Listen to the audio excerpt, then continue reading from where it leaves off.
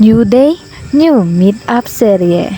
For today's mini vlog, gusto ko lang i-share sa inyo ang mga nagkalatabo sa buong adlaw. Just keep on watching!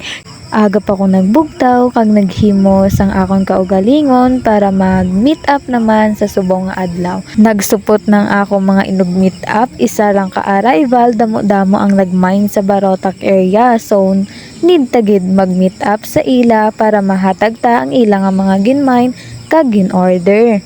Gusto ko lang pasalamatan ang tanan nga mga miners nga wala gid gasawa sa pag-mine sang aton nga mga baligya. Sa mga nag-order sang wooden frame, base gusto nyo pa mag-order, just PM me. Nakasakay na ko sa JRN kag around 6:30 ara na ko sa Barotac, waiting na sang aton mga ka-meet up. Mga 7:20, tatlo na ang nakakuha sang ila order kag ginutom kita. Namahaw ako diri sa akong permi ginapamahawan sang batchoy. Batchoy naman subong ang natirada ta kay gapon ko pa na gina-crave. Salamat gid sa mga keep the change. Amo na nga nakapamahaw ako. Nagbalik ako di sa ginapungkuan ko kagina kay mahulat naman kita sa mga gapakadto na nga makanog meet up.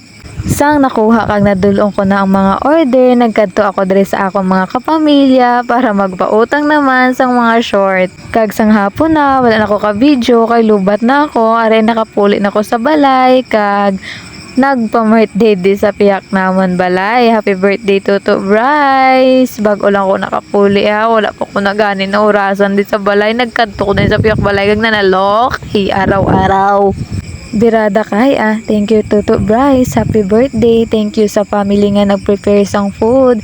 Tapos ko pa birthday ba? Sunod-sunod ba nang nagkuha sang order? Hinapo ako kapakadto pabalik. Sa mga nag-pick up diri sa Tubang Kabalawan. Pasensya gid kung napahulat ko kamo ha.